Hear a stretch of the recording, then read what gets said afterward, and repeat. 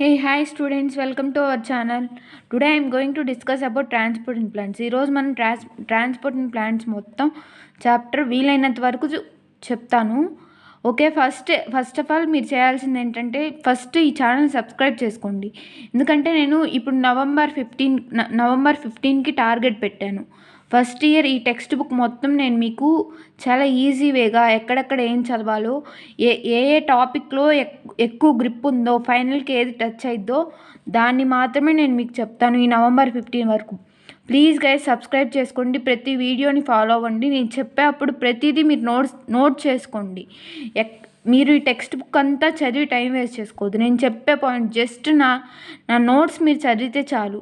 మీకు ఖచ్చితంగా 360 out of 355 వస్తాయి. నన్ను నమ్మండి please don't waste in your time. Okay, first నేను ఏం చెప్తానంటే నార్మల్గా ఈ ఫస్ట్ 5 minutes నేను మీకు ఈ వీడియోలో ట్రాన్స్పోర్ట్ ఇన్ ప్లాంట్స్లో ఏమేమి ఇంపార్టెంటో ఎక్కడెక్కడ చూసుకోవాలో చెప్తాను first of all. And the next way I'm going to teach you is entire topic in very easy way. Please stay tune to our channel, please subscribe to our channel. నేను మళ్ళీ చెప్తున్నాను, మీరు ఇది మొత్తం చదివి టైం వేస్ట్ చేసుకోవద్దు. Please మీ టైంని waste చేసుకోవద్దు. నేను చెప్పే పాయింట్సే, నేను చెప్పినవి కానీ మీకు ఫైనల్లో రాకపోతే నన్ను అప్పుడు అడగండి.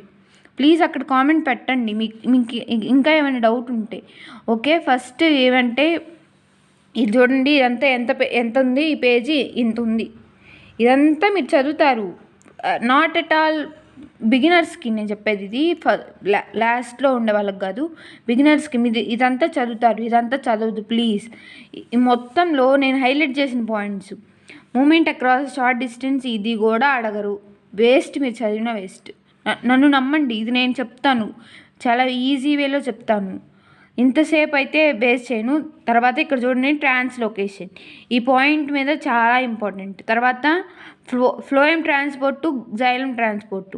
ఇక్కడ చూడండి, యూనిడైరెక్షనల్ ట్రాన్స్పోర్ట్ గురించి, మల్టీ డైరెక్షనల్ ట్రాన్స్పోర్ట్ గురించి. ఇది మాత్రమే చూసుకోండి ప్లీజ్, మీ టైం వేస్ట్ చేసుకోవద్దు. And the next one is ఇక్కడ ఏం లేదు, ఇది మొత్తం మళ్ళీ మీకు రిపీట్ అయింది. ఈ ఒక్క లైన్ చూసుకోండి, ఇది మొత్తం మళ్ళీ మీకు ప్రతి చాప్టర్లో ఇప్పుడున్న ప్లాంట్ ఫిజియాలజీ మొత్తంలో ఇది రిపీట్ అయింది. మీరు చదివి టైం వేస్ట్ చేసుకోవద్దు ప్లీజ్. తర్వాత డిఫ్యూజన్ కూడా ఇక్కడ చదవాల్సిన అవసరం లేదు. ఇక్కడ చదవాల్సిన పాయింట్ ఒకటి. చూడండి, over a short distance it requires no energy, it does not requires energy. ఇంకా చూడండి, ఇది లివింగ్ సిస్టంలోనే జరిగిద్ది.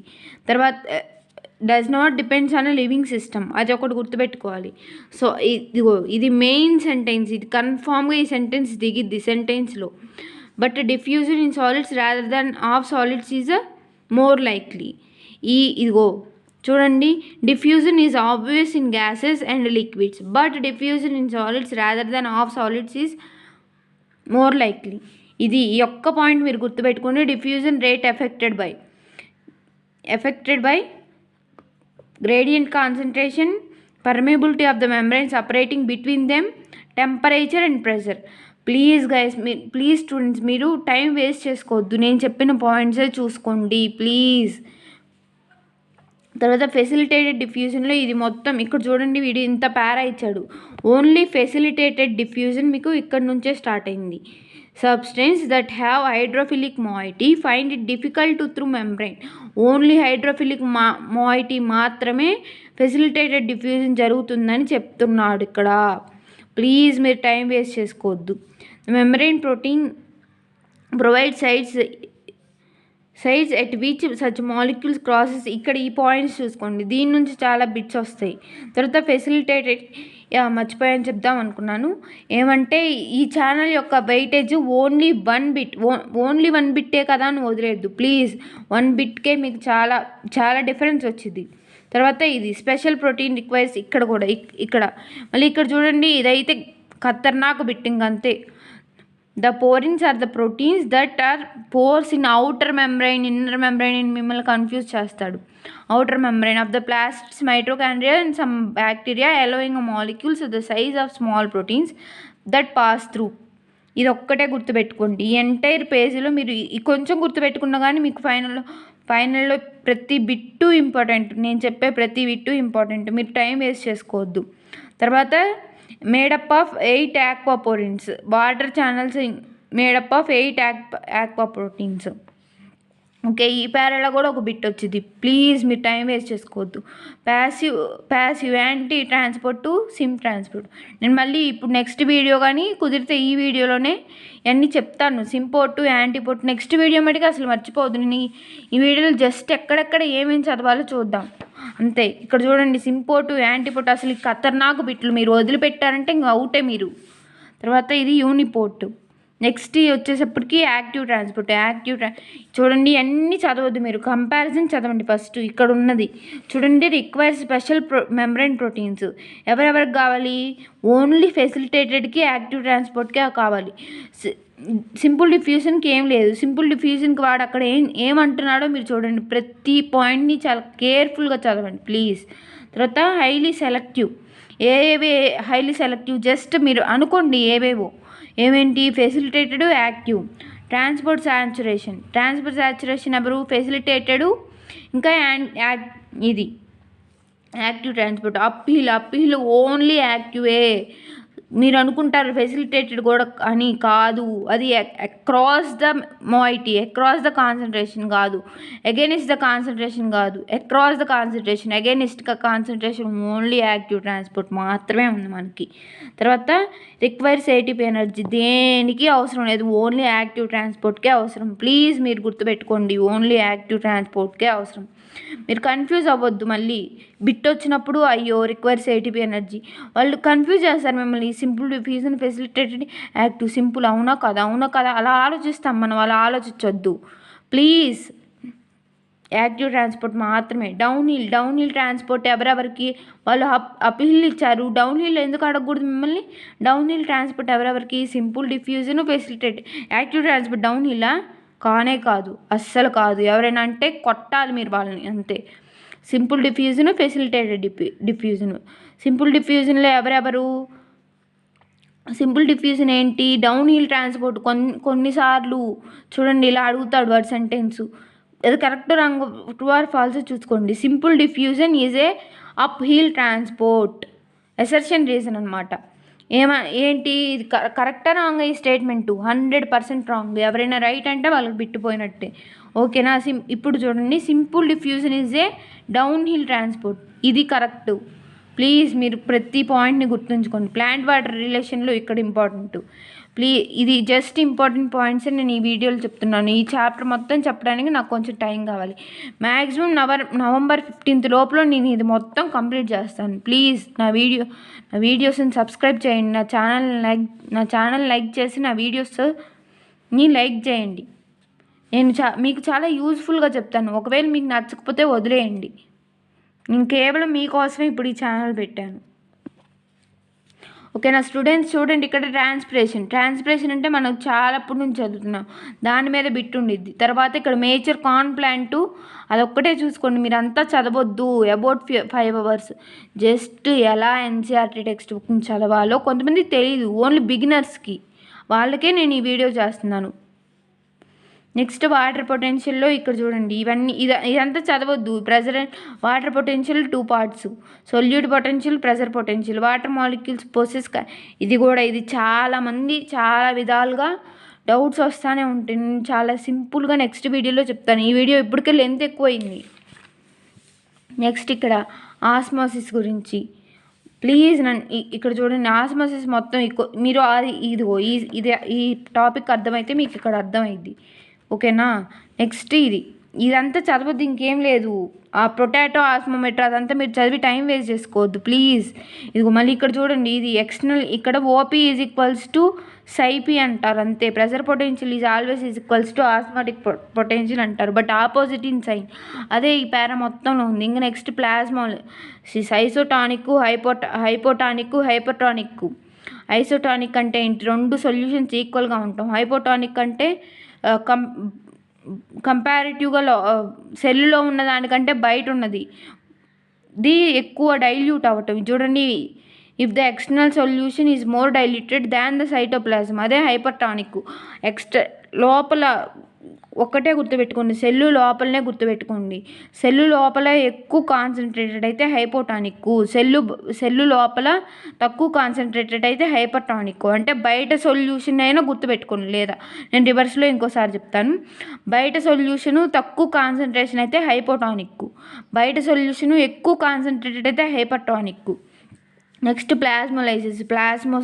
ప్లాస్మోలైసిస్ హైపర్టానిక్ సొల్యూషన్లో పెడితేనే అది ప్లాస్మోలైసిస్ జరిగింది. ఇక్కడ మొత్తం ఇది కూడా నేను చాలా క్లియర్గా ఎక్స్ప్లెయిన్ చేస్తాను, ఓకేనా. నెక్స్ట్ ఇది ఫ్లాసిడ్ సెల్, అలా ఫ్లాసిడ్ ఎప్పుడైద్ది, టర్జిడ్ ఎప్పుడైద్ది. ఇక్కడ దీనిలో కూడా ఖతర్నాకు బిట్లు ఉంటాయి. మీరు కానీ వదిలేశారంటే జస్ట్ ఇంక అవుట్ అయినట్టే మీరు. ఇంబైబిషన్ అంటే స్పెషల్ టైప్ ఆఫ్ డిఫ్యూజన్. ఇక్కడ కూడా మ్యాక్సిమం 3 బిట్స్ ఛాన్స్ ఉంది. మీరు వదిలేయొద్దు, నేను చెప్పింది ఏది వదిలేయద్దు. మీరు వదిలేసి ఎగ్జామ్కి వెళ్ళారంటే ఇంకా మీరు అవుట్ అయినట్టే. నెక్స్ట్ వచ్చేప్పటికి long distance transport. Diffusion is a slow process. ఇది చదివి మీరు టైం వేస్ట్ చేసుకోవద్దు. ఇక్కడ కూడా అంతా చదవద్దు, జస్ట్ ఈ క్వశ్చన్ చదవండి. అండ్ ద నెక్స్ట్ ఇవి ఇందులో కూడా ఇదిగో ఇక్కడ ఖతర్నాకు బిట్, ఇది ఇంక పోదు. Negative hydrostatic pressure, positive. Next translocation మనకు ఆల్రెడీ అక్కడ వచ్చింది. ఇంకా జైలము ఫ్లోయం, ఇవన్నీ క్లియర్గా నేను ఎక్స్ప్లెయిన్ చేస్తాను నెక్స్ట్ వీడియోలో. జస్ట్ బ్రీఫ్ ఇంటర్వ్యూ ఇస్తున్నాను. తర్వాత how do plants absorb, apoplast, symplast, ఇవన్నీ. ఇంకా నెక్స్ట్ మైకోరైజా. ఇదిగో ఇక్కడ ప్రతి పాయింట్ ఇంపార్టెంట్, ఒక్కొక్క పాయింట్ నుంచి ఒక్కొక్క బిట్ వచ్చింది. మీరు ఈ యొక్క పారా చదువుకొని వెళ్ళారంటే, ఒకవేళ మీరు వీకెండ్ ఎగ్జామ్ రాస్తున్నారంటే దీని నుంచే మ్యాక్సిమం బిట్స్ వస్తాయి. ఫైనల్లో అయితే మ్యాక్సిమం ఒక బిట్ రావడానికి ఛాన్స్ ఉండే పాయింట్ లొకేషన్ ఇది. ప్లీజ్ మీరు వేస్ట్ చేసుకోవద్దు. ప్లాంట్ ఫిజియాలజీ నుంచి మీకు 5 బిట్స్ వెయిటేజ్ ఉంది. తర్వాత హైఫే, ఇక్కడ కూడా ఇది వెరీ వెరీ ఇంపార్టెంట్. ఇది మళ్ళీ మనకు మినరల్ న్యూట్రిషన్లో రిపీట్ అయింది. వదిలేయద్దు, కానీ దేన్ని వదిలేయద్దు. నేను చెప్పేది ప్రతిదీ మీకు బిట్టు రేపు ఎగ్జామ్ రాసేటప్పుడు కనిపిస్తాను అనమాట నేను మీకు. రూట్ ప్రెషర్ గురించి, రూట్ ప్రెషరు గట్టేసిన చాలామంది చాలా వేరువేరుగా అర్థం చేసుకుంటారు. బ్లీడింగ్ అన్నా గట్టేసిన అంటే ఏంటో ఇంకా అర్థం అవ్వదు. అది కూడా నేను నెక్స్ట్ వీడియోలో చెప్తాను. ప్లీజ్ నా ఛానల్ని సబ్స్క్రైబ్ చేసుకోండి, ప్రతి వీడియోని ఫాలో అవ్వండి.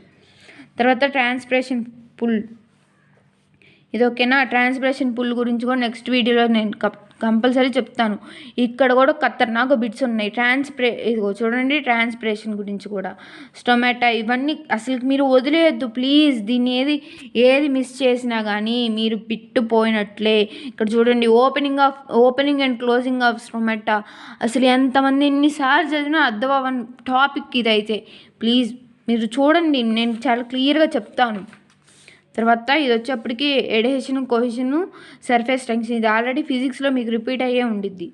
తర్వాత క్యాపిలారిటీ కూడా ఫిజిక్స్లో మీకు రిపీట్ అయ్యే ఉండిద్ది, ఫస్ట్ ఇయర్లో వచ్చింది బహుశా, ఐ థింక్ మేబీ.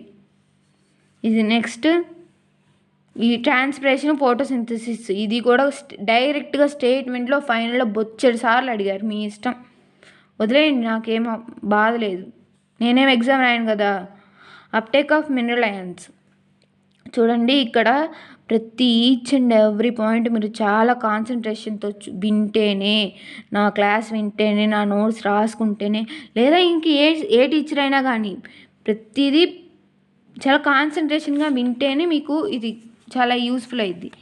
తర్వాత ట్రాన్స్లోకేషన్ ఆఫ్ మినరల్ అయాన్స్, ఇది కూడా ఖతర్నాకు. ఇక్కడ కొంచెం కాంట్రవర్షన్ వచ్చింది. ఇక్కడికను మనం ఏమంటే మినరల్ న్యూట్రిషన్లోకి కొంచెం కాంట్రవర్షన్ ఉండిద్ది. అంటే mobile, the element that readily frequently remobilized, not remobilized, కొంచెం ఒక్క ఎలిమెంట్లో తేడా వచ్చింది. అది కూడా నేను నెక్స్ట్ వీడియోలో చెప్తాను. ఫ్లోయం ట్రాన్స్పోర్టు, అసలు ఇది అయితే చాలామంది నన్ను అయితే ఇప్పటికి ఎంతమంది స్టూడెంట్స్ అడిగి ఉంటారు, ఇది మేడం ఇది చెప్పండి ఒకసారి, ఇది నాకు అర్థం అవ్వట్లేదు, చాలా చాలా చాలా కష్టంగా ఉంది, నేను అర్థం చేసుకోలేకపోతున్నాను. ప్లీజ్ నేను నెక్స్ట్ వీడియోని దీని మీద పెడతాను, చాలా క్లారిటీ ఇస్తాను. తర్వాత pressure flow, mass flow hypothesis, దీని నెక్స్ట్ వీడియో దీని డిస్క్రిప్షన్లో ఉండిద్ది.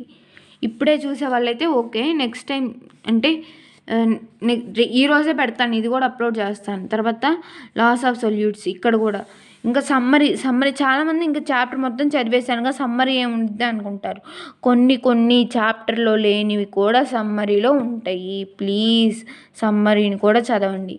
Okay, that's all for this video.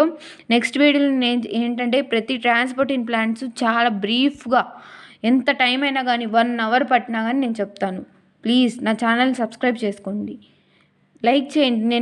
మీరు నాకు లైక్ చేస్తేనే కదా మీరు ఈ టాపిక్ బాగా నచ్చింది ఇంకా చెప్పాలని నాకు అనిపించాలి కదా. So okay, bye.